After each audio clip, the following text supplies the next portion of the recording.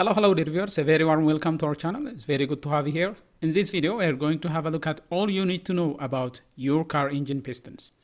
Well, think of a piston as a hard-working heart of the internal combustion engine.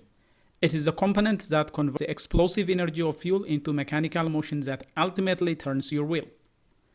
Well, the primary job of a piston is to transmit force, to seal the combustion chamber, to dissipate heat, and to manage airflow. It captures the force of expanding gases from the combustion and transfers it via the connecting rod to the crankshaft, creating rotational motion. It seals the combustion chamber. It must form an airtight seal against the cylinder wall to maintain the high pressure of combustion and prevent gases from leaking into the crankcase. It does this in conjunction with the piston rings. And then it acts as a heat transfer agent, absorbing extreme heat from the combustion and transferring it to the piston rings, then to the cylinder walls, where it is carried away by the cooling system. Its up and down motion acts as a pump, drawing in air-fuel mixture during the intake stroke and pushing out exhaust gas during the exhaust stroke. When we look at the anatomy of a piston, we have different components. A piston is a precision engineered component and each part has a specific role. For example, the crown or the piston head. This is the top surface that takes the full force of combustion. It can be flat, it can be dished or for lower compression, or it can be domed for high compression or irregularly shaped for valve clearance in interference engines. So we have the head and we have the ring land, the grooves machined into the piston where the piston rings sit. The design and the strength of these lands are very critical for performance and reliability. And then we have piston rings. These are fitted into the ring land. Typically, there are compression rings at the top for sealing combustion and an oil control ring at the bottom for scraping oil off the cylinder walls. And then we have the skirt, the lower part of the piston that guides it within the cylinder bore. It is often coated with material like graphite or molybdenum to reduce friction and prevent scuffing. And we have the piston pin or wrist pin, the hollow steel pipe that connects the piston to the connecting rod. It allows the piston to pivot as the rod moves in an arc. And we have piston bosses. These are the reinforced section inside the piston that house the piston pin. And finally, we have the ribs or struts, internal reinforcing structures that connect the boss to the crown, providing strength to withstand combustion pressure. Now, the materials that are used for manufacturing pistons are very strong. They must be very strong. They must be lightweight, durable, and good conductor of heat. Usually is made up of cast aluminum. The most common for standard production engines is a cast aluminum, and it is made by pouring molten aluminum into a mold. They are cost-effective, quiet, and provide adequate strength for normal use. And sometimes forged aluminum is used. The gold standard for high performance and racing engine is the forged aluminum piston. A solid billet of aluminum is pounded and pressed into a shape under immense pressure.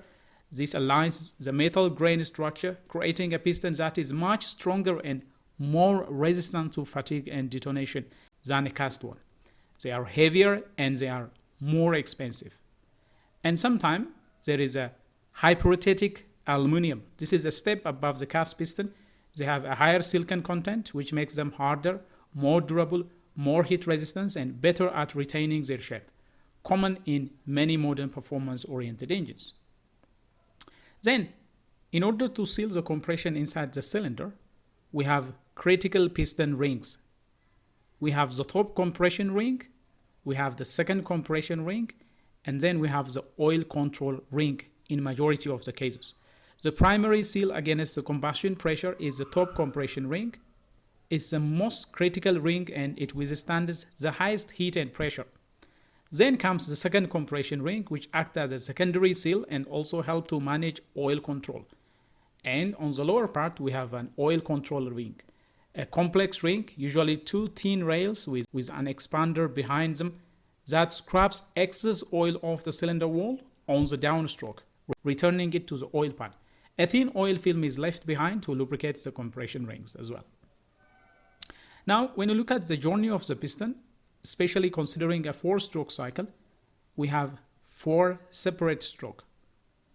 On the first, we have the intake strokes. This is when the piston moves down the cylinder, creating vacuum that draws in mixture of air and fuel, and where the intake valve is kept open.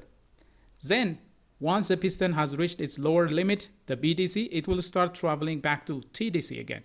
The piston moves up the cylinder with both valves closed, compressing the air-fuel mixture, increasing its potential energy.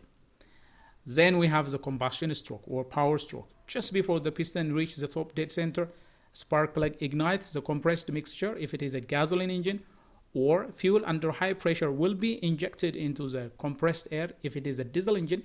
This will result in explosion of air-fuel mixture, combustion, a very fast exothermic chemical reaction will take place, and this explosion forces the piston down with tremendous power.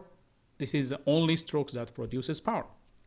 And finally, once power is done, we have exhaust stroke. The piston moves up the cylinder again, pushing the spent combustion gases out through the now open exhaust valve. So these are some of the basic strokes the piston has to undergo.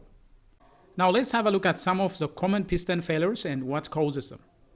Well, there are different failure modes, and we will discuss what are some of the common ones. Well, piston slap, for example. This is a rattling or knocking noise from the engine when cold that may quiet down as it warms up. This is basically caused by clearance between the piston and the cylinder wall.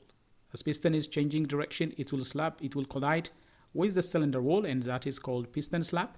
And when engine is cold, because the piston has now shrinking a little, that will be excessive clearance. As it warms up, however, piston start to expand, narrowing the gap, and the piston slap should gradually reduce. If there is excessive piston slap, usually caused by excessive clearance between the piston skirt and the cylinder wall due to wear or improper manufacturing. And the other common problem is when there is a melted or damaged piston crown. You will find pits, holes, or melted areas on the piston head if it is problematic. This is usually caused by detonation or knock or pre-ignition. This is abnormal combustion causing extreme localized heat and pressure. This is often due to low quality fuel, advancing timing, or hot spots. This abnormal combustion will expose the piston to extremely high pressure and high temperature that will melt the piston crown. The other problem is where you find scuffed or scored skirt. This is where you find deep scratches on the skirt of the piston, or sometimes gouges on the piston skirt. This is basically as a result of insufficient lubrication, overheating, or if there is a broken ring. Broken ring land is another problem. This is where the thin wall material between the piston ring grooves break. Almost always this is caused by severe engine detonation or knocking. Knocking is very destructive to your piston. And in some extreme cases, you might find hole in the piston. This is a catastrophic failure due to hole blown through the crown. This is usually an indication of severe pre-ignition or foreign object falling into the cylinder, like a piece of broken valve, for example. If this falls into the combustion chamber, that definitely can damage the piston head. The other problem is where you have cracked piston. A hard line crack, often between the pin bosses and the crown, is common. This is basically caused by metal fatigue from extreme stress over time or due to thermal shock. So these are some of the common piston-related problems.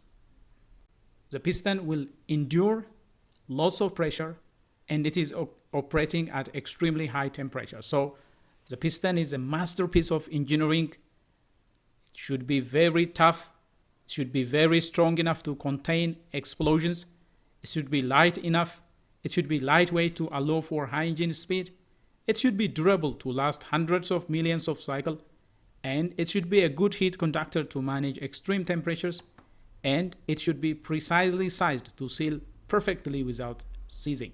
The piston is a very critical engine component.